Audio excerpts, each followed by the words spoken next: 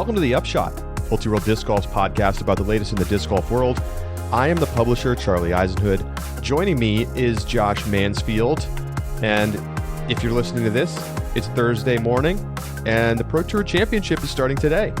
So don't miss out. You can follow along with all the action, of course, on UDisc. It'll be on Disc Golf Network and all of the typical post-production folks. Jomez is back in the mix. We kind of had this little weird hiatus with USDGC and kind of just the pay-per-view thing, but we're back to kind of like business as usual for the Pro Tour Championship. And of course, we're going to break it all down in a little bit. Josh, are you excited for this event this year? I am excited, and I think I am more excited than I have been in the past. I've always been one that, I agree with you. I think the timing is still weird about this tournament to an extent, coming off of USDGC and what was a very exciting USDGC and Throw Pink Women's Championship. But this year, I think more than other years, I am excited, and I think it's in part because of how excited the players are.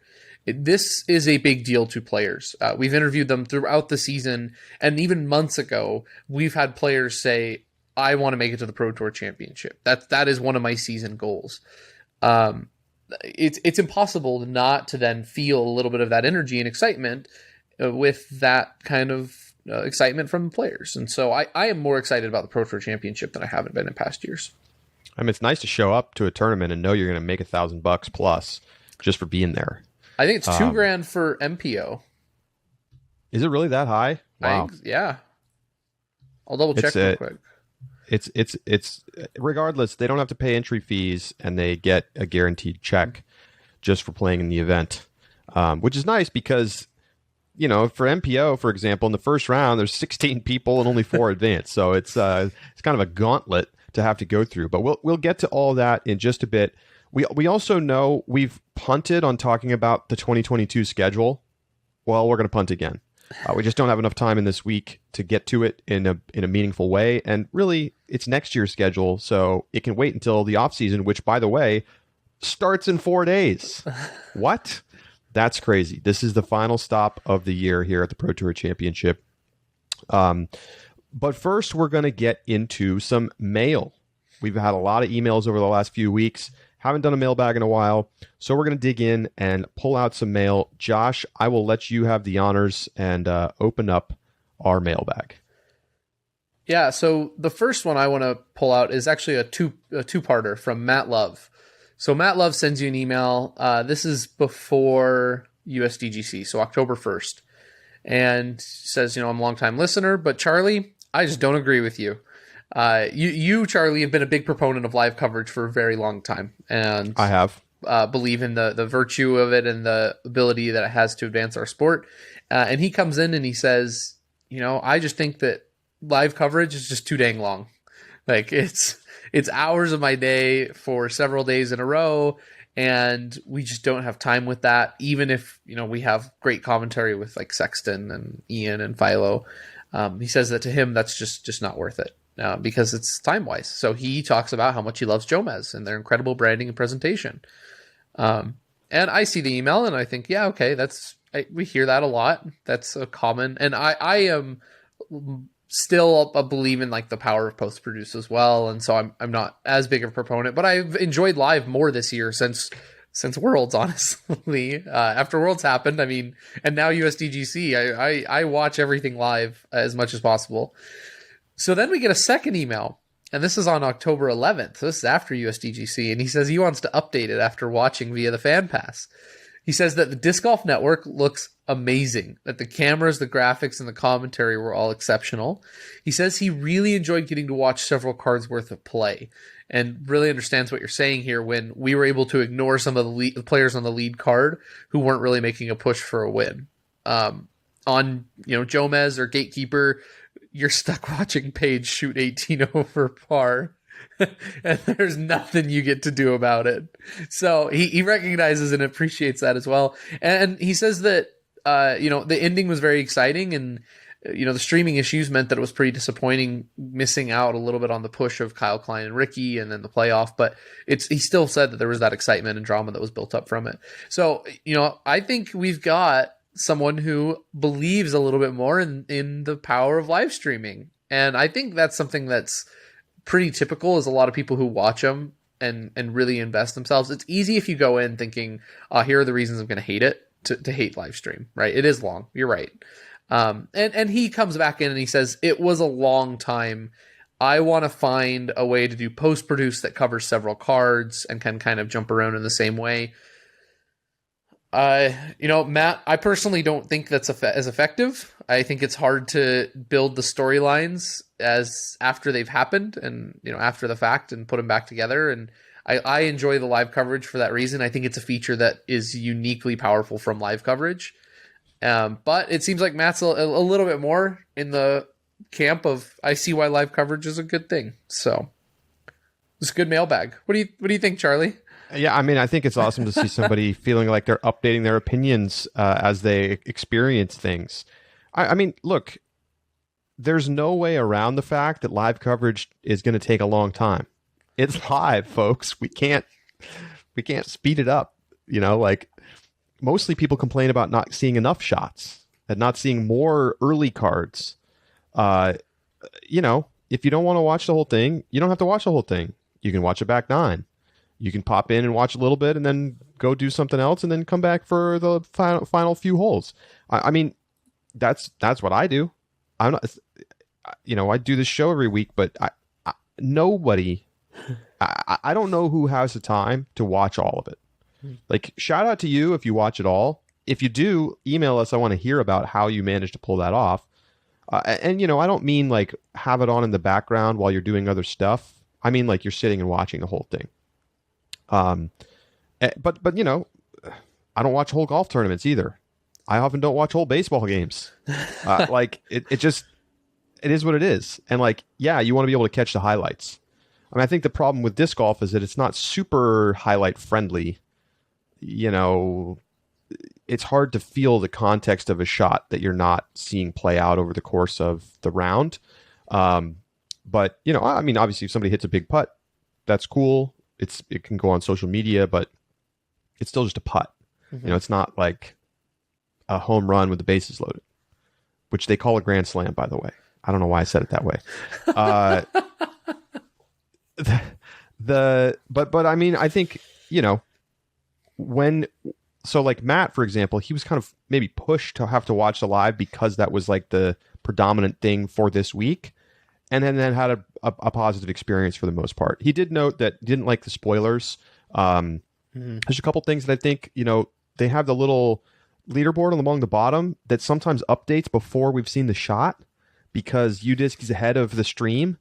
That has to stop, right? That is a totally horrible experience for viewers. They also, are emailing out. They right after the round, they emailed out like rewatch the playoff hole. And like, that is like, I am not someone who wants to hear about spoilers, but I can see being frustrated by that. You're like, you lose the coverage and you're like, what's happening? And then you get an email that says something about the playoff and it like really kind of like takes you out of that. And, sometimes people say, well, avoid social media if you don't want spoilers, which I basically agree with that. Mm-hmm. But avoiding email is not something that I feel like is totally doable. And so, anyway, very interesting thoughts from Matt, and appreciate the email. Can I comment on the spoilers real quick? Please. Because I'm in the same camp as you. Like, I'm in the opinion, like, the spoilers, stay off social media. The one thing I will say, though, I think it might not, like, I think it's probably in the best interest of, like, media companies to not be the ones who, like, perpetuate or send out the spoilers, because at the end of the day, if you want them to watch your product, whether live or after the fact, don't spoil it. Like, don't send out that email. Let those fans who are going to go back and watch it later do it, because as long as the Disc Golf Network continues to email out, oh, what an incredible round from Ricky, right? They do their own post-produced. They condense the live coverage into a post-produced that I doubt gets very many viewers. I think when post-produced, people typically would go to Jomez, but it's definitely not in their interest to be the ones who are first off, on the keyboard typing out the spoilers if they're hoping that people will continue to engage with that media. I think the streaming issues was what precipitated that this time around. Definitely. So Halvard, hopefully I'm pronouncing that correctly. He says, love from Norway. Love right back to Norway, my friends. Asked us to touch on this little story that popped up on social media about Paul Macbeth. And this really is an awesome story. Eric posted in the Charlotte Disc Golf group on Facebook about going out to the USDGC. And his son brought an Onyx special dyed disc that he had made just so that he could give it to Paul. And after the first round, he had his chance, met Paul, and was able to give it to him. Paul was so appreciative of it, and just as my son was about to walk away, Paul told him to wait a sec and reached in his disc golf bag and handed him his limited edition Onyx he was using. Needless to say, that made my son's day, let alone year. Fast forward to the final round. My son was sitting greenside on 18 when Paul threw his approach shot, and there it was, the disc my son gave him. After Paul won, we got a chance to meet him again, and he went right to my son and told him he had been throwing it. What an awesome week, and what a true champion. So first of all, this is just a sick story about Paul, period, right? The fact that he was even using this disc. But, like, it's insane to me that Paul was like, yeah, let me take a disc out of my bag that I'm throwing. Let me put the one you made for me in my bag, and then let me throw it in one of the most important shots of the entire tournament. Like, arguably the most important shot. I don't know, the putt on 17, right? We've gone through this. But, like, that upshot was super important, right? If he goes out of bounds, it's over.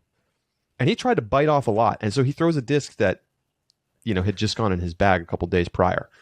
That's amazing. That's absolutely amazing.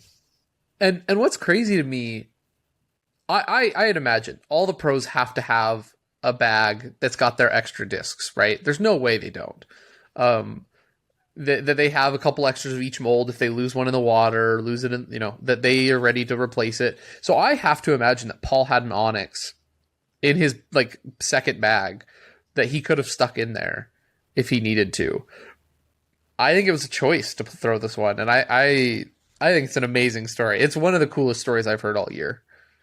I mean, maybe he was just like, my Onyx is getting too flippy, and then here comes this perfect opportunity to get a fresh one in the bag. It's a really cool little story. What's next? I had one. There's one from Brian Murphy, and we referenced this in the subscriber bonus. If you're not a subscriber, you should be. It was an excellent interview with Sean Jack this week. But this player, his name's Brian Murphy, says that during the pandemic he picked up disc golf, and I mean Brian went hard. He's played 223 rounds of disc golf, 30 different courses across 8 states. 5 courses in the top 100, including Brewster Ridge, Fox Run Meadows, Maple Hill, Sabatis Falcon, and Sabatis Hawk. He's a PDGA member, Disc Golf Network. He's got the whole Bushnell speaker, the disc retriever, the bags, the discs, Disc Golf Valley. He's gone to some tournaments. He listens to podcasts. I mean, this guy is all in. He's all in. All in. And he says, I think that there's actually a huge impact that is coming from new players. And he tries to do a little bit of a breakdown, which I kind of appreciate from this.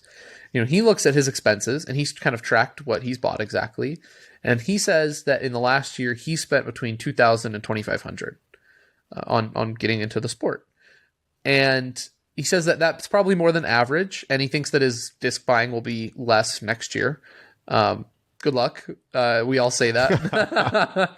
It's one of those New Year's resolutions, like go to the gym more, buy less discs, eat healthier. And then by March, you've got the entire new tour series and you're wondering what just happened. Yeah. And then you're posting about your incredible storage solution that you built, on Reddit. You're like, check out my disc storage. And it's like this massive thing.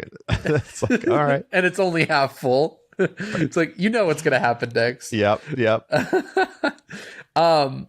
But he estimates then, let's say half. Let's take the average and half that for a typical player. $1,250 in average annual revenue to the industry, and I think, he points out the PGA signed up 26,000 new members, but not everyone joins the PDGA. So let's say there were 40,000. I actually like the 26,000 number if we're going to use this, because I don't think it's possible to evaluate. I mean, a good buddy of mine's mom plays and uses a bunch of DX discs that she got from Play It Again Sports. She's not going to spend $12.50, but she plays tournaments, right? She's not a PGA member. She plays in tournaments, but she uses a small Innova side bag with DX discs from Play It Again Sports. I think the using that number with the PDGA members specifically is probably better. But that's as a way of sort of calculating a proxy for power users, we might call them. Right. Perfect. That's still his number at 40K put them at roughly $50 million. I think even if you go with a conservative estimate of maybe 20,000, that's still 25 million in, I think, pretty sustainable revenue from these players who have joined the PDGA and are probably largely invested in the sport now. And again, this is sort of like overall money into the industry. So courses, discs, bags, yes, watching video, et cetera, et cetera. And I mean, his number doesn't even include revenue earned from watching YouTube videos and stuff like that, where people are making advertising money from the viewership.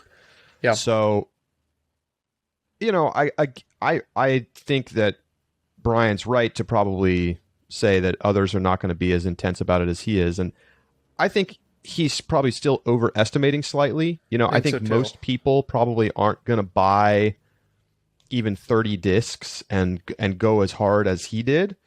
There are people just like Brian, and thanks for listening, and thanks for being like a great member of the community. What an awesome full deep dive in that you've gone. But I think the general point here is true. That I don't know what my annual disc golf sort of overall outlay is. I don't buy that many discs. I don't travel to that many courses. But I'm a disc golf consumer. I probably spend $500 a year on disc golf stuff, maybe a little less, $300 to $500 a year, and I feel like that there's a lot of people in that same camp. And even at that number, you're still talking about millions of dollars in, the industry. So it's, and who knows? I mean, I think saying that 40,000 people started playing versus the 26,000 in the PDGA, I think that number is actually understated. I think that the number of people who've started playing is probably more in like the 100,000 plus range. PDGA converts are, you have to kind of get through a lot of barriers to get to that point. Yeah. I think there's a lot of people who play casually who are never going to play in a tournament and have no reason to become a PDGA member. You know who I think would be the best sponsor if we could get a deal with them? Airbnb. The amount of money I spent at Airbnbs going on road trips to play disc golf this year was obscene. It was so much money. I wish we could capture some of that revenue for the industry. But anyway, sorry, it's a small aside. I'm an Airbnb shareholder, so I appreciate your support of the company. I'm a big Airbnb fan too. I think it makes sense. Sean Jack talked about van companies. Airbnb is another thing that is definitely used by those in the disc golf world. Isaac said, did you know Joel Freeman went 16 under through 20 holes after his quadruple bogey on hole 8 in round 3? And he says you should show him some love. I mean, yeah. I mean, Joel Freeman played himself into contention from a point where, no one was talking about Joel Freeman earlier in the tournament. And yeah, he went beast mode. It's too bad that he got cold at the wrong time in the final round, but overall, I think a really good week for Joel Freeman. Let me get another one here. Man, we just have so many emails. It's like hard to pick them all. I've got one from Frank Garcia. Go, Frank. Frank, lots of emails from What's Frank. up, Frank? Yeah, Love Frank. He's got lots of great things.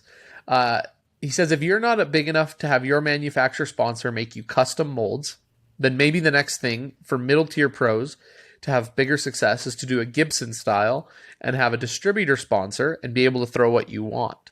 My theory that is if you can't get custom molds, then being able to throw any mold is the next best thing. What do you guys think? It's just about the money, right? Yeah. I think if players could make enough money doing it that way, or make more money doing it that way than doing the direct manufacturer sponsorships, they probably would. Mm-hmm. I mean, I think if you give every pro a truth serum and you said, would you throw every disc in your bag if you didn't have to? They would say no, of course. Yeah. It's not like every manufacturer has every slot, the best disc in the slot. They just don't, and that's fine. But I mean, I think the what you're seeing is that the market isn't there for that.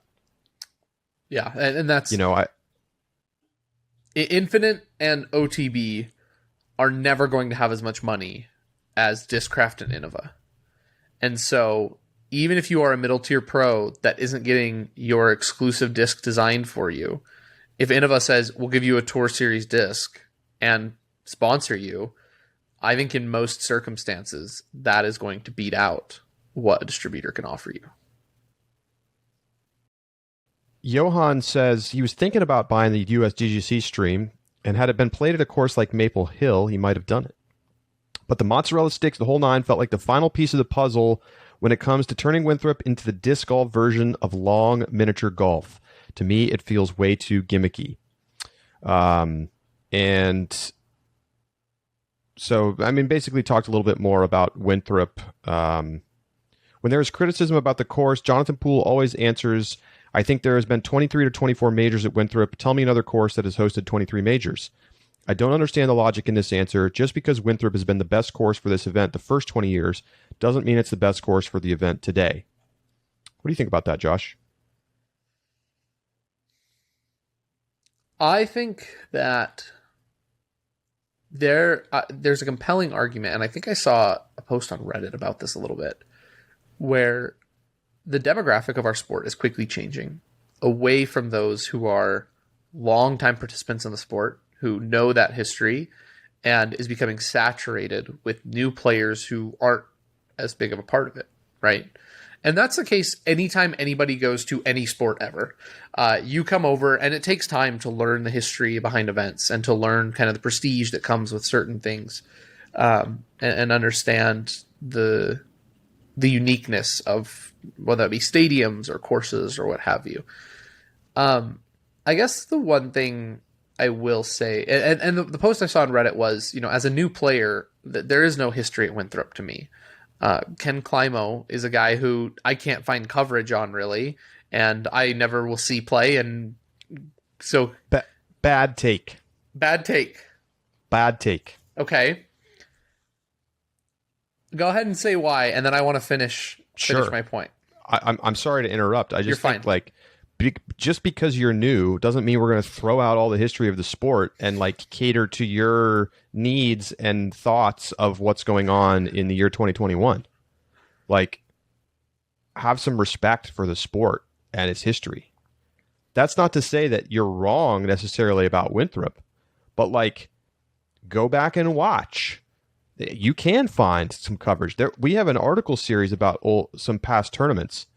And you can watch when Climo and Schultz went to, I think it was a 10-hole playoff? I think it was 10-hole 15. playoff. I thought it was 15. It was insane. Yeah, it was crazy. They played, just as they do now, they played 1, 17, 18 on a loop, and they went through the loop multiple times, and it was incredible stuff. And I'm sorry, but that matters. You don't have to care, but it does matter to have history and context and the weight of being a US DGC champion and what it means to players to go and play at Winthrop. In our subscriber bonus from last week, we heard from some players, and Jeremy Coling almost started crying when I asked him about what it meant to win the tournament. It doesn't matter as much to every pro, but there are a lot of players who really feel that there's hallowed ground. And I am in the camp of saying you have to update this course to beautify and get Winthrop to invest in helping you make it not sort of some of the artificial features that feel kind of like eyesores.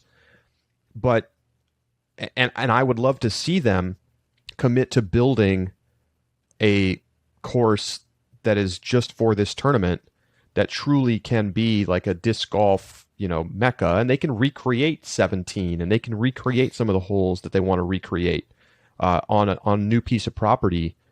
But at that said, I think that the course stands up every year and shows off excellence in terms of the action. So anyway, my point is that like saying we should ignore history is not a good take. No, and I agree with you there. I was not advocating completely ignore history, because I like I said, it does take time to learn it. I think there's value in that. This person on Reddit's take was that they felt like we could develop a course that we call home, right? That could be, and this is something that you talked about and we've talked about, and you just mentioned, we could create a course that is the USDGC course, that is our course, because what happens if in 10 years Winthrop gets a new administrator and they're like, sorry, like, yeah, it's a lot of land, it's a lot of work, we don't want this anymore, and they pull it up from the ground. That is a real possibility that we have to reckon with, as long as someone else controls our most hallowed ground, right? Like, and I think that's a fair argument. And this person's argument was, we have the opportunity to create the 2.0 version, especially now with the kind of momentum that the sport's getting. And he thinks that it should happen sooner rather than later. So, yeah, I mean, I think they just signed a multi-year contract. JP told us that on the show a couple weeks back, and so it's not going to happen next year. Nope. But yeah, we'll see. I mean, I think I've seen a lot less complaining about the pulls on hole 9, which were kind of a non-factor ultimately. I literally don't think I ever saw anybody hit one of them. I mean, I say non-factor. They did force shot shapes that were different than might have been chosen otherwise. Yeah. But I didn't hear people complaining about the course in the aftermath of the event, for the most part. So that doesn't mean that there's not things about it that could be better. It does have problems, but it also delivers great action every year. The whole concept of 17 is spectacular. Hole 18 is one of the best holes on tour. And I think you could recreate some of those things on a permanent piece of property that you control. That could be a place that people can go pay $20 and play around, and would be a destination course.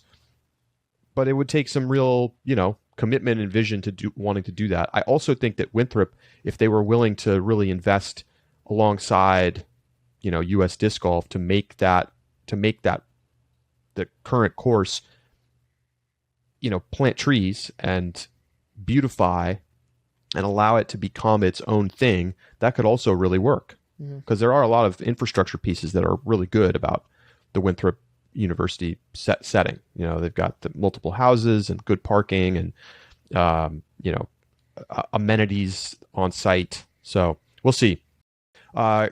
Josh sends in a mulligan for us to take. We mentioned Owen as a player who hasn't won a major. Owen Scoggins won a PDGA major just 2 months ago. She took the W at Masters Worlds, winning Pro Masters Women 40+. She won by 23 strokes over the great Elaine King. Okay, so I think I said pro major in sort of the open major idea. I'm going to just shout out Steve Hill, former co-host here on the Upshot, goes off about this on Twitter, maybe once a year, and basically says it is ridiculous that we call amateur and masters, world championships majors, and that we should just have the things that we actually consider majors be called majors. I basically agree with that. Wasn't trying to shade Owen. I love that Owen won Pro Masters Worlds, but it's not a major in the sense that I was talking about. I don't know if I deserve to have to take a mulligan on that one. What do you think, Josh? I'm with you on that one. I probably, if anyone's taking a mulligan about major winners, I got a lot of criticism on Discord about undermining Eagles Konopishta major. So, I think it's a fair argument to say that taking our standards of a major today and then retroactively applying them to majors of the past is probably not a fair evaluation of players' major status. And I agree with that analysis. That is a compelling argument to me. So if anybody's taking a mulligan here, Charlie, I think it's me, not you. Devin says that he wanted to just chime in about Page's day 3 at Throw Pink. And he said, you guys mentioned some of the NBA greats that had amazing mental fortitude, like Kobe and LeBron, who I can tell you both have had mental coaches. My dad and a group of his friends were early pioneers in some of this and regularly coached athletes from the mental side. A friend of my dad's had numerous high-profile athletes as clients, and I can say all of the top players in the NBA have mental coaches. You may not see them with them, they may not talk about it, but they all use them. I think once you reach a certain level, you need one. Imagine if someone like Simon worked regularly with a mental coach. He might overcome the only thing stopping him from crushing every week. I think that all the top Pro Tour guys and gals will eventually get there. It might just take one of the players to spend a year working with one and winning way more than everyone else for the ball to get rolling. Just look at what's happened with the physical conditioning side of the game. So, thanks for the email, Devin. I totally agree. It's coming. It's such an important part of disc golf. How could it not? Last one I've got, and this is a little bit older. This is from Music City Open. Scott Hugland. I'm going to go with Hugland. Scott Hugland. Sorry if I pronounced that wrong. He talks about how Mason Ford is a blueprint for other would-be first-time Elite Series winner, and that the blueprint is flawless technique. He says that Mason has supplanted Bradley Williams for having the best form, and he puts that in quotes, on tour. Because under pressure, players with better technique perform better. When the nerves get high and your adrenaline is pumping, that's when the little hitch in your throw is magnified and misfires can happen. He says Mason wasn't perfect, but neither was Hamas or Rick. Mason has perfect and repeatable form, combined deliberate routine without being slow, and in fact, he plays quick. I think that these factors combined help to minimize the pressure as much as possible for a would-be first-time winner. I think it's a really good analysis. I think we oftentimes look at, what is ideal form, what is the perfect form, and we then look at players and we critique, and then you get players. You have people who say, well, look, Matty O would not be said to have perfect form, but dude can crush. I think this is a fair take that those with what we consider more traditional perfect form, based on our biomechanical understanding of how to best throw a disc, definitely lends itself to replicability, especially in high pressure situations. I agree. I mean, I think versatility as well, people who can throw backhand and forehand. I mean, that's basically becoming a requirement to be highly competitive on tour, with a couple of notable exceptions, which, by the way, I want to point out, Sarah Hokum has really, really, really improved her backhand.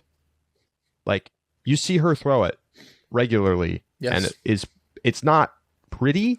It's not ever going to be a major strength, but it's very serviceable. And she doesn't make a lot of mistakes with it. Usually when she goes to it, it's a good choice and it works out well. And I just want to shout that out because I think it's not something people are talking about. I think her backhand is equally as serviceable now as most FPO players' forehand. Yeah. Right? So, her forehand form and ability is just as competent as most backhand. But I think the inverse is now true, and I wouldn't have said that a few seasons ago. All right, well, got so much more mail. We'll try to get to some more of it another time. Always send us in, upshot@ultiworld.com. We love hearing from you, and your message or question could make the show in an upcoming week. We're going to take a quick break. When we come back, Pro Tour Championship preview.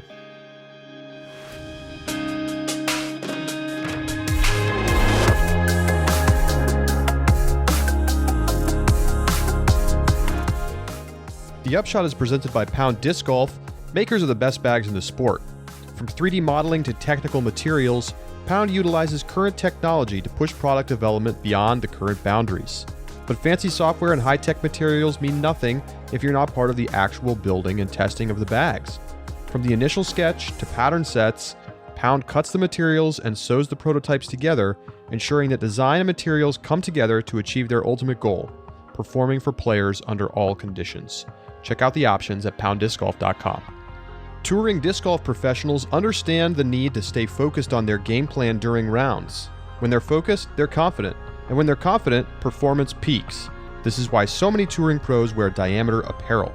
Simply put, Diameter apparel is really, really comfortable, allowing players to stay focused on their game. Diameter apparel also happens to look amazing. Order online or find currently released designs at your local disc golf store. TDs and event coordinators are talking about how popular custom event and trophy jerseys are. Breathable, durable, beautiful, Diameter apparel.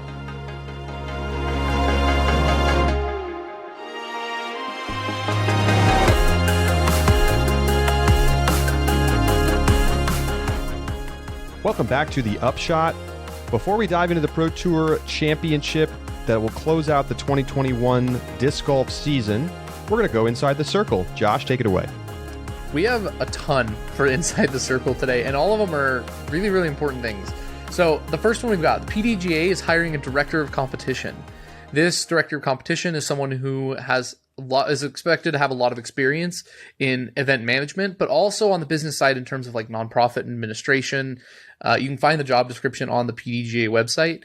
But Charlie, I know this is something that you've been a long proponent of and believe that the PDGA should have done a long time ago, correct? Well, yeah, I mean, I think that they are showing that they're being responsive to the needs of the organization as it continues to grow. And hiring somebody whose job it is to kind of oversee the competitive side of what they do, which is, administration of majors, which are both the open majors, but also all of the various amateur tournaments that they run. I mean, I think this is a big deal because I think it's showing you that they understand, hey, we need somebody to come in here who really understands what it takes to run an event at a high level. Because it's been obvious, I think, that they haven't had good leadership on this issue over the last couple of years. Part of that's a vestige of the past and just the quick changing nature of the sport over the last couple of years during the pandemic. But to me, I think with how much money's been coming into the PDGA, I'm really happy to see them deploying cash in ways that really make sense. They've kind of handed off the national tour to the Disc Golf Pro Tour. Now they're hiring somebody whose job it is to oversee their most important tournaments. These are decisions that I think are really smart for the PDGA, and I'm glad to see them going in that direction. Completely agree with you there. Second on Inside the Circle, I saw a Reddit post about the Bern Open in Switzerland, where they had a random drug test from the Swiss Olympic Committee. And so we did some more digging so we could bring you the story just a little bit. Lucas Schar is a player at the Bern Open in Switzerland and told us a little bit about what happened here. So in Switzerland, disc golf and the Swiss disc sports is a member of the Olympic Committee in Switzerland. And this is, Charlie, what you talked about when we talked about the Olympics. This is the way to do so. You have ultimate and disc golf together under a flying discs discipline that is a part of an Olympic committee. That's the case in Switzerland. And so every tournament that you play in is affiliated then with the Swiss Disc Association, their disc sports, and is thus subject to the rules of the Olympic Association, including anti-doping rules. They had a call from someone who said that they wanted to bring their son to watch the tournament. And then as soon as the final round was over, they randomly tested 4 players for drugs. And so that was just a smoke screen. It was a smoke screen. Yeah. And okay. I understand the point of a random drug test, right? It has to be random. It has to be, you just have to show up, right? You can't tell them in 2 weeks in advance that, hey, we're going to come to a drug test. So if you're using any performance enhancing drugs, don't take them. Get off the drugs. But I think what Lucas points out and is really noteworthy is that he has seen in other smaller niche sports that the anti-doping agency kind of worked with that sport to begin to prepare them for what was coming. And he says there's a lot that goes into it. I mean, he now, and something that he hasn't done but says he maybe should have been doing, is reporting medications that he's taking to the anti-doping agency. That's something that Olympic athletes have to do. And so technically, he says if they're going to be doing random drug testing, every disc golfer needs to report what medications they're taking or be subject to penalties and punishments if they're found to be taking medication that otherwise would be considered performance enhancing without reporting it. So I think there's some good questions and conversations that need to be had about how we're going to move forward with this as part of larger organizations. We do not know results. We do not know which players were tested. We do not know. And, they asked kind of like what would sanctions look like or any kind of punishments. And, they didn't really give any details. So we don't know. And to respect privacy of players as well, we don't have answers to that really. But I think it is still a broader conversation that is important to have about disc golf. Well, it's really interesting. I mean, I think in some respects, get used to it. Mm-hmm.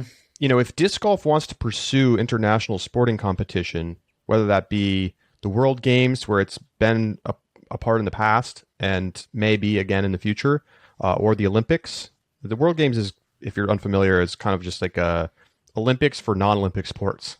So lots of weird niche sports. Disc golf would be a great fit.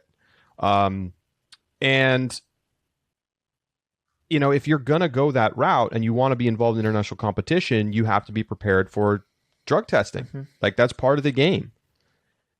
And, we can talk about the specifics of drug testing, and everybody's going to have their opinions about that. But, steroids, right? I think steroids absolutely would give an advantage to disc golfers, right? If you can recover faster and you can build more strength more quickly, taking steroids is a no-brainer for almost any athlete, and that includes disc golfers. I wouldn't be surprised if there were some disc golfers who use steroids. Wouldn't shock me. Then, of course, the question is always going to come to marijuana. And, that is a banned substance. Mm-hmm. Should it be? Especially with its long half-life in the body, right? It can be detected for weeks after use. And you could get knocked out of competition, like that sprinter who got knocked out of the Olympics from the U.S. team. Then there's like sort of a secondary question, which is like, is marijuana usage during a disc golf tournament performance enhancing? There are arguments on both sides. We don't really need to get deep into that weeds of that today. But, if it's calming you down and making it easier for you to stay calm when there's high pressure in a round, you could certainly argue that it's performance enhancing and that it should not be allowed. So there's a lot of interesting kind of like subtext here, but I don't really understand why the Swiss Olympic Committee is coming out and like trying to narc on some random disc golf tournament. It was a C tier. Like what's up with that? Like, what are they going to do? Are they really going to put somebody in jail if they like smoked marijuana like 3 days ago? That doesn't really make a lot of sense to me. It seems like somebody's like, filling the quota of drug testing. But I do think that this is something that certainly professional players should start to expect. And to be honest, I don't actually know what the drug testing rules are in disc golf. I haven't looked that up, but I'm sure it's in the PDGA rules somewhere, and they probably have the right to randomly drug test. And I think it will start happening in the future. My big question that I think has to get answered is, how do sanctions apply moving forward? Because, does that mean if these players test positive for something, and could they be sanctioned from events for a month? Does that mean they can just play not PDGA sanctioned? Is the PDGA going to enforce that? Is it just international? I mean, there are a lot of tricky questions about the who is performing this and how it gets enforced that I think will have to get answered, but for another day. Sure. Next, inside the circle, the Disc Golf Hall of Fame inducts their class of 2021 at the USDGC and Throw Pink Women's Championship. We have 5 people who were inducted to the Hall of Fame. A quick list: you can find an article on Ultiworld that has the inductees, as well as a little bit of a bio about what they did and what got them into the Hall of Fame. But for just recognition and to give a congratulations, Dave McCormick, Dean Tannick, Glenn Whitlock, Martin Fredrickson, and Jonas Loff, all inductees into the 2021 Hall of Fame. Congratulations. Congratulations. Final point. Disc Golf Network has issued a statement in response to the streaming issues over the USDGC final round issues. They kind of give you two general reasons as to why it happened. The first of which is that earlier in the round, there were internet problems in Milwaukee that took down their service for a little bit. That was a host end over offsite. That was the first one. And then the second one was that there was a bug with Vimeo. Is that correct, Charlie? Is that the platform? Yeah, Vimeo is their streaming service provider. So when you go to discgolfnetwork.com, that's all built on Vimeo's infrastructure. And when you watch live, they have the architecture on the technical side to do that content delivery. Right. So the Disc Golf Pro Tour said that the spike in viewership kind of triggered a bug in Vimeo that led to the crashing of the stream and allowed for some people to get back in, but others not quick enough.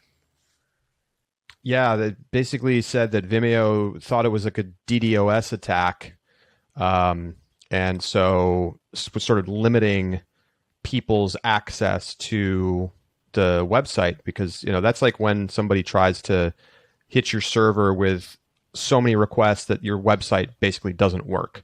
And it can be really frustrating for website owners to deal with that. So they typically have safeguards in place to prevent that from happening. So if there's a sudden traffic surge, it's going to limit some of that traffic to prevent these kinds of things from like causing an all-day shutdown.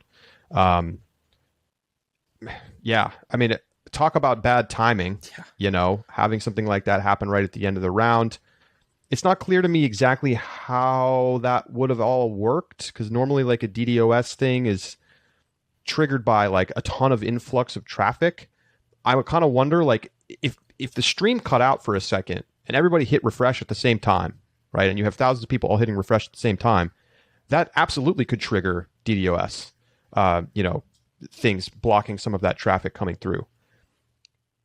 Regardless of what happened, people were frustrated. Almost like, what are you going to do? Like, I applaud the Pro Tour for coming out and really explaining, like, here's what happened. We apologize. We know it sucks. And I know that some people who've kind of like emailed in and said, like, here are my issues. Here's what's happened to me, have been offered like a $20 gift card to the Disc Golf Pro Tour store, which is like the gesture of like giving you your money back in a way. So, I think that different people have different levels of frustration around this. I mean, some people are just like, it sucks, but whatever. Other people are probably still slamming keyboards about it. Well, Charlie, that's all we got for Inside the Circle. I think it's time to talk about the Pro Tour Championship. Yes, it is. It starts today, Thursday. It's a 4-round event. Well, 4 rounds. But it's not your typical stroke play.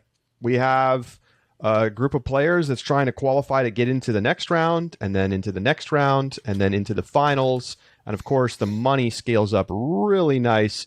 And if you win this thing, you get 30 grand. 30 grand. That's a nice 1-day ticket. I hope when I scratch the lotto, I'm going to win 30 grand. So each round, you have to be in the top 4 to advance to the following round. And there's 32 players in MPO. There's 16 in FPO.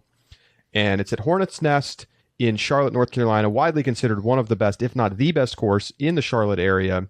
Kind of like a classic park-style course. There's definitely woods, a lot of trees, lots of wooded, challenging holes, but it is park. It's not, dense woods.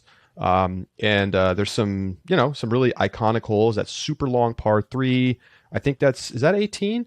Down the backstretch, I always forget the hole numbers, but there's some classic holes on tour, and it's possible this will be the last time we see the Pro Tour Championship at Hornets Nest. Jeff Spring has alluded to that. They may return, but they are also maybe looking for a permanent home that maybe they design themselves potentially. So we'll see what happens there. But this is the final stop. This is, of course, the players getting in based on their Pro Tour points during the season, accumulated over many events on the Pro Tour and the Silver Series.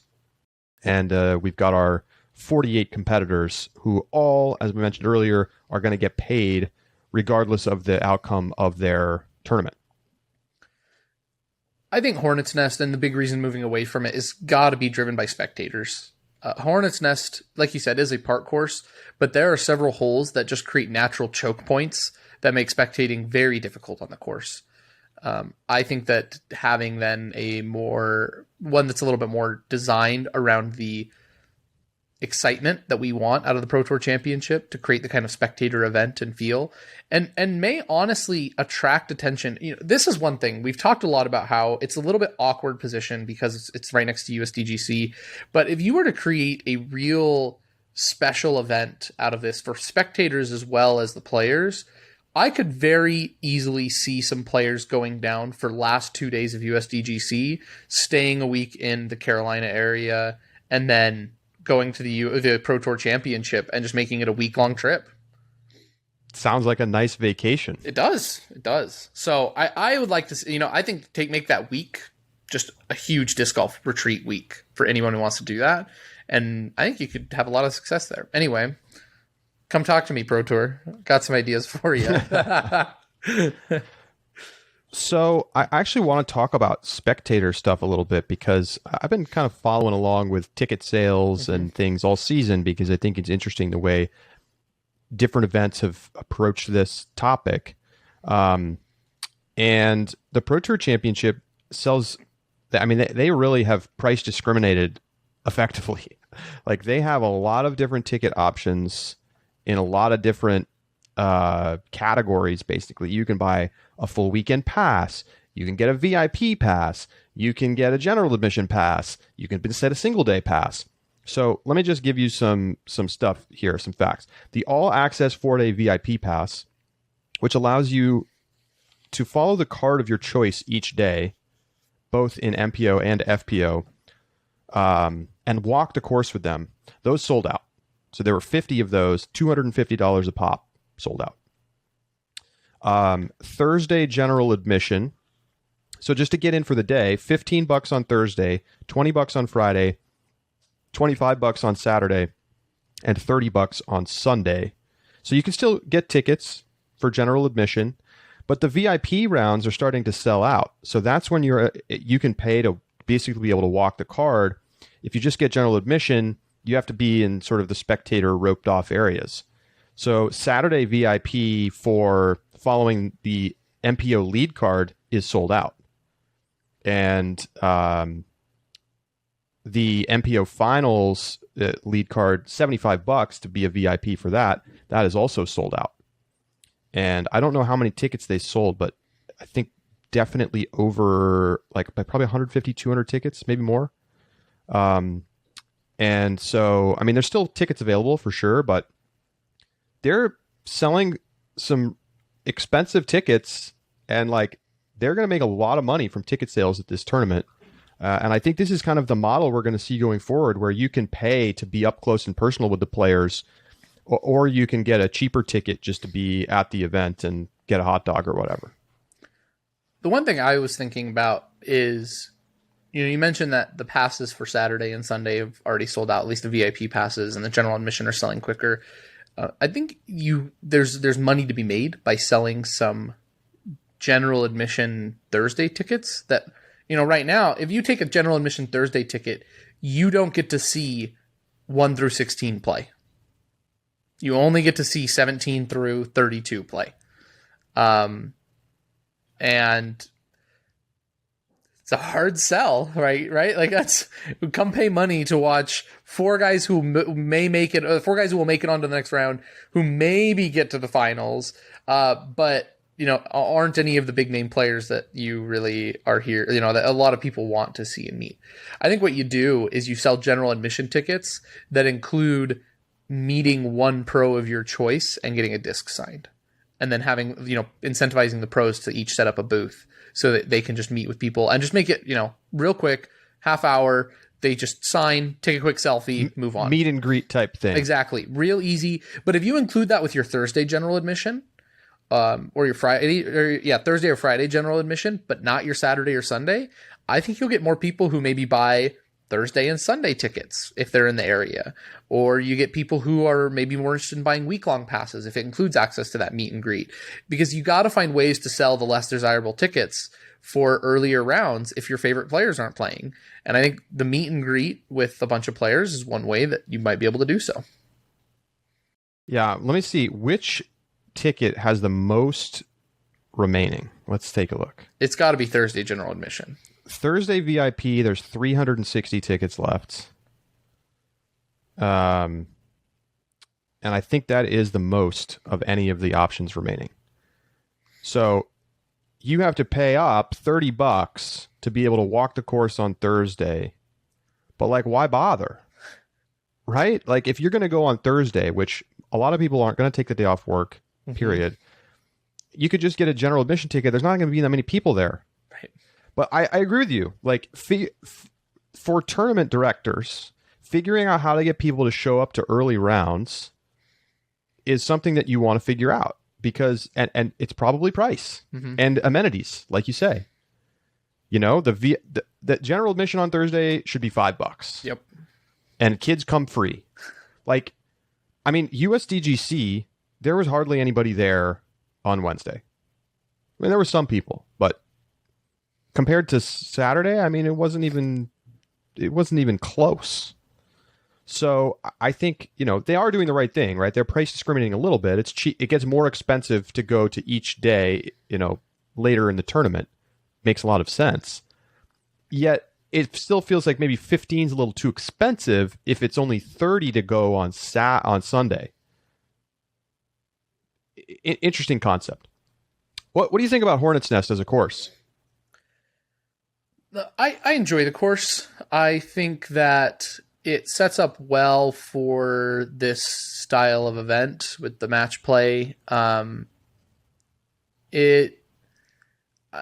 can't decide. I think it's good that it's on one course rather than two, because, you know, not every player would get to play both courses. And so the question of like, oh man, if I had just gotten the bye to semifinals instead of quarterfinals, I could have only played on this course that I'm better at, the wooded one or whatever. So I like that it's on one course. I think Hornets Nest does a good job of then, you know, and not to the same level of, but as Maple Hill does, kind of appeals to everything that we would like out of a disc golf tournament. I think it pushes different shots. I remember very distinctly, one year, Jeremy Colling mentioned about how there is a hole, and I could not tell you what hole number, that is specifically designed for a turnover forehand. You can throw the backhand, but that you are going to fade out too early unless you throw the most perfect hyzer flip of your life. And so it's actually designed to challenge and push for a forehand turnover shot. And that was something that I think is really indicative to me of Hornets Nest. I think that there are a lot of different and unique shots. I think hole 18 is a really good hole, despite how simple it looks. You can overturn it. You can go B by not turning enough. You can play safe. You have risk and reward. There's drama on hole 18, and there has been the past 2 years. And so I really enjoy hole 18 as well. Hole 17 is a good, like, let's break somebody's spirit real quick before, if you're still like, if you're not taking it serious enough, or if you're just out of it a little bit. Kind of the prerequisite to having a chance at 18. And so I think it's overall a good course. I know there are some critiques though about some people feel that it isn't appropriate for this event. I don't remember the substance of those though. I mean, I think, you know, not every hole is wonderful. I think this is exceptional urban-based disc golf though. Like, you're gonna be hard pressed to find better. There's like good, you know, open drives into wooded, or wooded drives into open. Something that you see a lot at Maple Hill. And, you know, in a way, this reminds me a little bit of Waco. I think there's more trees at Hornets Nest. The fairways are mostly fair. Like, there's a line. I think it's hole 1 that's the one that really feels kind of more like you got to get a little lucky to get through everything. But I mean, look, it's a good course. And I think Charlotte as a location for the Disc Golf Pro Tour Championship makes a ton of sense. I mean, we're talking about probably the best metro area in terms of the combination of courses, commitment to disc golf, city size. Emporia is a great disc golf location too, but I mean, it's a tiny place in the middle of nowhere. Sorry, like sort of disqualifies it from being some kind of like true mecca. Charlotte's probably the place in the United States that really feels like sort of the most committed to disc golf. So, I think when you think of great courses in Charlotte, Hornets Nest is probably first to mind, and so it's made sense, and it's back again this year. I think it's time to get to our picks. All right. So this is an unusual one again because we've got players starting out, and you have to pick 4 to make the next round. And it's just the 4 best scores advance. So there's not the rules of the past where you had to win your card and there were wild cards and these kinds of things. It's just everybody plays, 4 best scores advance. And then, there are people who have earned buys based on their performance during the season. So some players have a buy all the way into semifinals. And of course, those, that's the heavy hitters. So at the beginning, it's just like, all right, get through. Can I make it to the second round? And then it's like, oh, wow, look who's waiting for me. Paul Macbeth, Ricky Wysocki, the whole crew. So, Josh, take it away. Let's get our picks in. We're not going to try to read off all the names. You can look it up. But who you got in round number 1 in the pre-quarterfinals in MPO? Yeah, I have Emerson Keith. Shows up to ball when it's time for competition. I've got Ben Calloway. He had a pretty good season early on. And the big thing about Ben Calloway is he found himself on lead card so many times. He got up into lead card, got on the live coverage or the post-produced, Jomez feature card, and then just would have one terrible round that would ruin his tournament. If one round is all it takes to advance to the next one this time, then it seems like a good fit for him. I don't know if I'll pick him. Hopefully he doesn't have the terrible round in round 1. Yeah, hopefully not. Really hoping not. My next pick is Matt Bell. This course to me feels like Circle 2 looks can take a lot of pressure off of upshots that sometimes can be tricky, and I think that Matt Bell having that Circle 2 putt's going to be valuable. And then I'm going to take Gannon Burr as my final pick. The young guy who's played great this season, and I would love to see him keep going on and doing well. There's a couple notable young guys in this field that I think we could be picking, but Gannon Burr is going to be my pick. All right, I'm going to go with Jeremy Colling, who is, Charlotte local, and advanced out of the first round last year. I am going to take Thomas Gilbert, who did the same thing. Horses for courses, Josh. I'm also going to take Matt Bell. I think he's really been playing great, on this East Coast stretch of the tour. And finally, I'm going to take somebody who's like going to snipe from deep. Like, how about Anthony Barella? He's number 32. I think got in. I know got in because we talked about how he missed the Northeast stretch that caused him to miss the top 32, but a drop got him in. So he is in there. Andrew Marweed. Is it? No, it's not Andrew Marweed. Who's hurt? Gavin Rathbun. Gavin Rathbun. Thank you. I could not come up with the name, but he's dealing with the injury following the. We saw him come out and play the match play championship, and clearly wasn't right. So I think he's skipping this event. Jeff Spring told me that he's still going to get paid though for making the top 32. Wow! So they're going to give him first round money. That's incredible. And you're right; it's $2,000 just for getting into that first round. FPO. So on to the quarterfinals. On to the quarterfinals, where those 4 players we both picked will meet Nicola Castro, Chris Dickerson, Ezra Aderhold, Joel Freeman, Drew Gibson, Andrew Marweed, Matt Oram, and Garrett Gerthy. Who you got moving on from there? Yeah, I have Drew Gibson. He played well at USDGC. He's been playing well. I think he's really heated up in this backstretch. And look, I think a buzz is just the best disc for this course. If you can throw a buzz clean down that fairway, and you can you can choose a buzz when other people have to go distance drivers. He's going to avoid trouble that others are going to find. You said horses for courses. I'm picking Chris Dickerson. There. Yeah. I think you would be crazy to leave Chris Dickerson off of moving to at least semifinals. 2-time winner of this tournament and plays amazing here. Next, I've got Andrew Marweed. He, as we talked about, this course is not one that's designed for backhand players in mind. In fact, there are holes explicitly designed for turnover forehands and set up well for forehand shots and power forehand throwers. And I think Andrew Marweed is going to benefit greatly from that. And my final pick, I'm picking Matt Bell to keep going. You've got to have your Cinderella, and I think Matt Bell can make it to semifinals, for the reasons I talked about. So, all right, I am going to go with Chris Dickerson. I think is a lock for me as well. I'm going to go with Matty O. Right. Coming out of that 15 spot. I'm going to have Thomas Gilbert. He's my Cinderella story, getting all the way to semifinals. And finally, Joel Freeman. Good pick. Joel Freeman. Yep. Love what I saw at USDGC. On to semis. Awaiting those 4 who advance. Ricky Wysocki, Eagle McMahon, Calvin Heimberg, Paul Macbeth, Adam Hammis, Kyle Klein, Kevin Jones, and James Conrad. Who you got, Josh? This round is so hard. I'm going to start by taking Ricky. Our player of the year. I think that he's going to carry this through.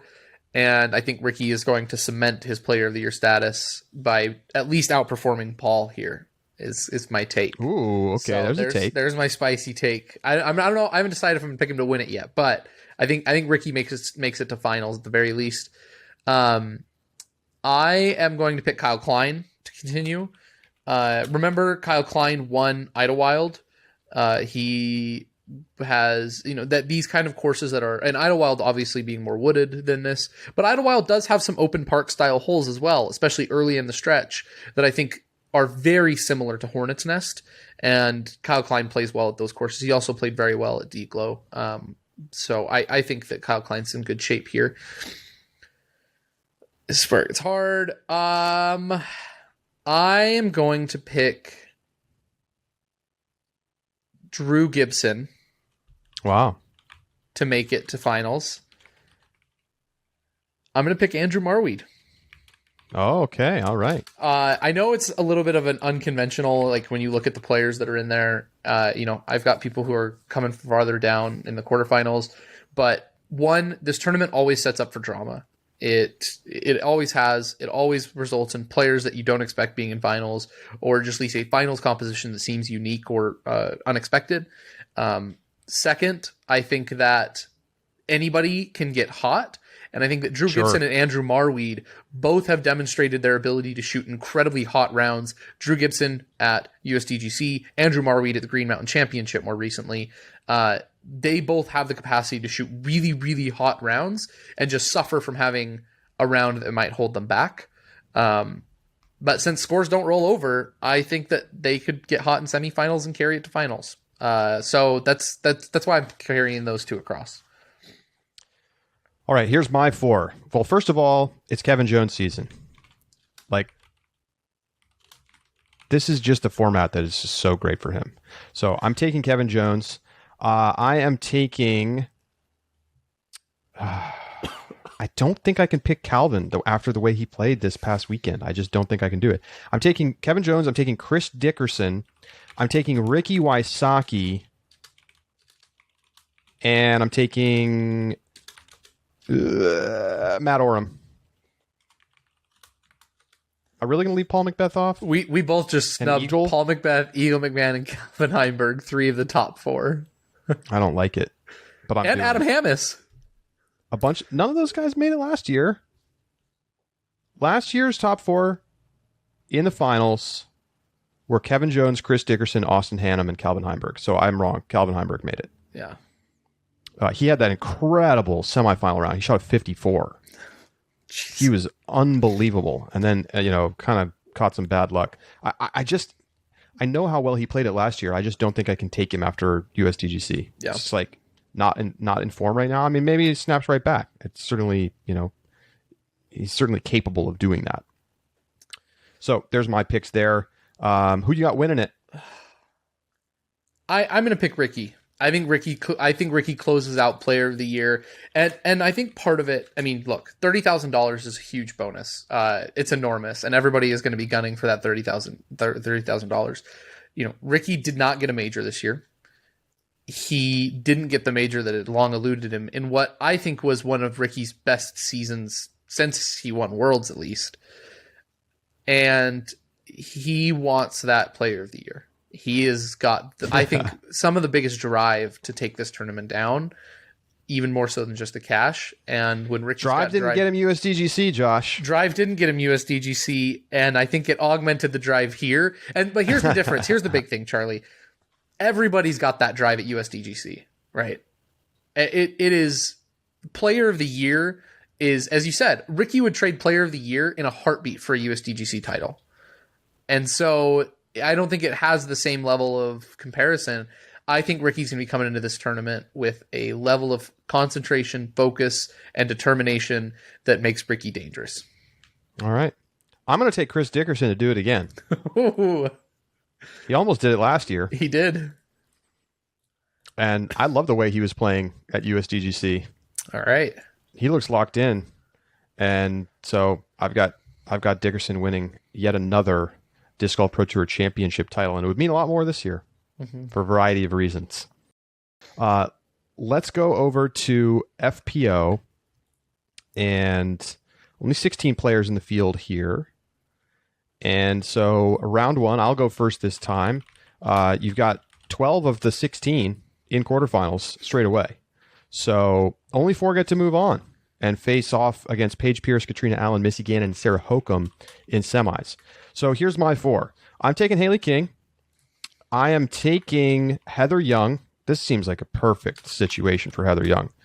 I am taking Kat Murch, who was sneaky good at USDGC. And I am taking Deanne Carey. This is actually really tough. There's a lot of players, and like Holly Finley is a scary 16 seed. Let me tell you. Yeah. Like in the trees here. But those are my picks for round one. Josh, who you got?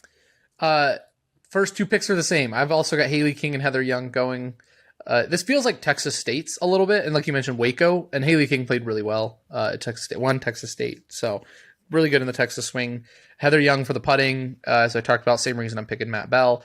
My other 2 picks are going to diverge a little bit, though. I've got Kona Panis going through. I think she has a good backhand-forehand combo that is important at Hornets Nest. And then I've got my Cinderella story. I've got Juliana Korver going across the semifinals. Wow. I'm doing it. She's taken top 10 all the time. If you take out the top 4, that keeps her right there in contention about a spot that could move on. No doubt. No doubt. I agree with that. I think it is a Cinderella story. It's a bit of an outside pick, but I think that I think Juliana's more likely than Kat Murch. So, well, we'll see. Guess we'll see. That's why we make the picks, Josh. That's right. All right. So to the semis, I'm going to take Missy Gannon, Sarah Hokum, Heather Young, and Paige Pierce. Those are my picks. Why are you leaving Katrina off? Just curious.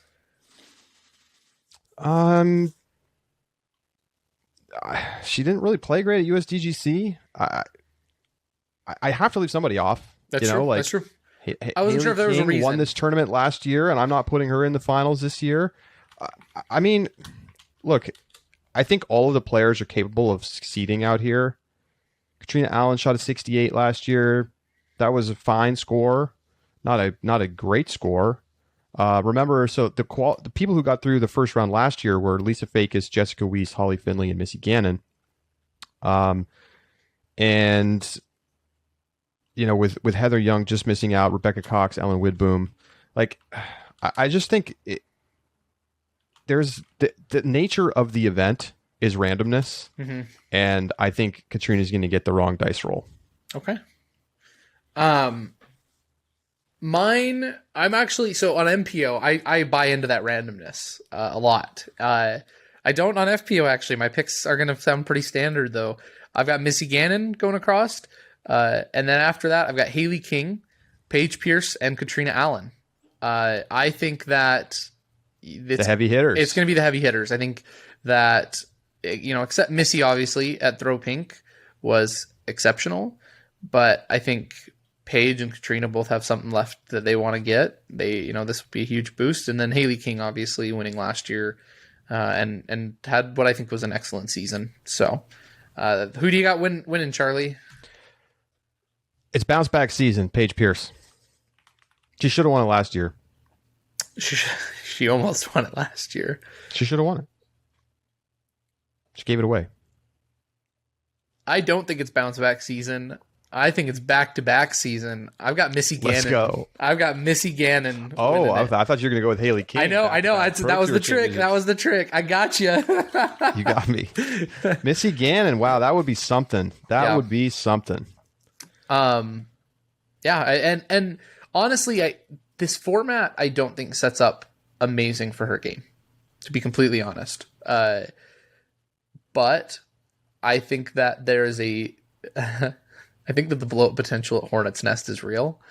We saw Calvin Heimberg, like you said last year, take some bad luck. I think Paige Pierce, Haley King, and Katrina Allen are all far more susceptible to a blow up round than Missy Gannon. Are they all going to blow up, though? That's the question. I guess we'll see. So those are our picks. You can make your official picks over on the UDisc Live website and get your bracket in with a chance to win prizes. What are the odds of picking a perfect bracket? They've got to be pretty low. Not, March Madness low, but if somebody does it, we'll give away a prize pack. If you put in an official bracket and you get a perfect bracket, we'll come up with something huge to do. I think the odds of this are lower than the match play somewhere. Wow, Charlie, yeah, I'm going for it. Okay, all right. We'll hold you lower to than that. match play for sure. Yeah, significantly lower. That first round for MPO, so hard. All right, well, there it is. Those are our picks. They're in the books. We have a quick over-under, of course. And Josh, you're going to tell us what it is. So we've talked about the randomness, and we've asked the question. Okay, I wasn't on the show, but I've from a distance participated in my mind in the question: is it an advantage to get the bye to semifinals, or is it an advantage to play every round so that you're warm and know the course and are playing well by the time you come into finals? Because remember, Chris Dickerson, both times he won it, he came from the quarterfinals or the round one. So that's the big question. Well, our over-under is going to reflect that. Charlie, in combining MPO and FPO finals, how many of them, not how many, I guess the line is 5.5 of them will be from the semifinals. So people who had a bye to semifinals, yes. And we're talking about the 8 total competitors in the finals between the two divisions. Correct, which include the players Ricky Wysocki, Elo McMahon, Calvin Heimberg, Paul Macbeth, Adam Hammis, Kyle Klein, Kevin Jones, James Conrad, Paige Pierce, Katrina Allen, Missy Gannon, and Sarah Hokum. Will more or less than 5.5 of them be in finals? I'm trying to think about my own picks. Let's see. You've got 2, and then 3, 4. So it looks like you've got 4. Give me the under. All right. That was my lean anyway, and it confirms it. Okay. There we go. Feels like a good number, though. You've got 12 players, the best players, competing for 8 slots against only 8 other players. Like, if you just purely randomly pull that, right, you're going to have around 5. So you need one to overperform on the odds. Yeah, and they're the best players. So I could definitely see it being made up of mostly people from that. But that's not what we've seen in the past. It's not at all. It's not what we've seen in the past. I think, so I'll take the under. I think 2 is pretty typical for each finals, which means you really need 2 people to kind of overperform here. So There you go. I like it. So I've got the under. Josh has the over on 5.5 players from the semifinals reaching the finals. Well, thank you so much for tuning in. We are excited to be back with you next week to talk about the Pro Tour Championship. We're also going to talk 2022 schedule. I promise. We're getting there. I promise. And we will, of course, take a look at more of your emails as well. Hit us up, upshot@ultiworld.com. If you're a subscriber, hit us up in the Discord. You can become a subscriber for less than $4 a month at discgolf.ultiworld.com/subscribe. For Josh Mansfield, I'm Charlie Eisenhood saying so long, and we'll talk to you next week right here on The Upshot.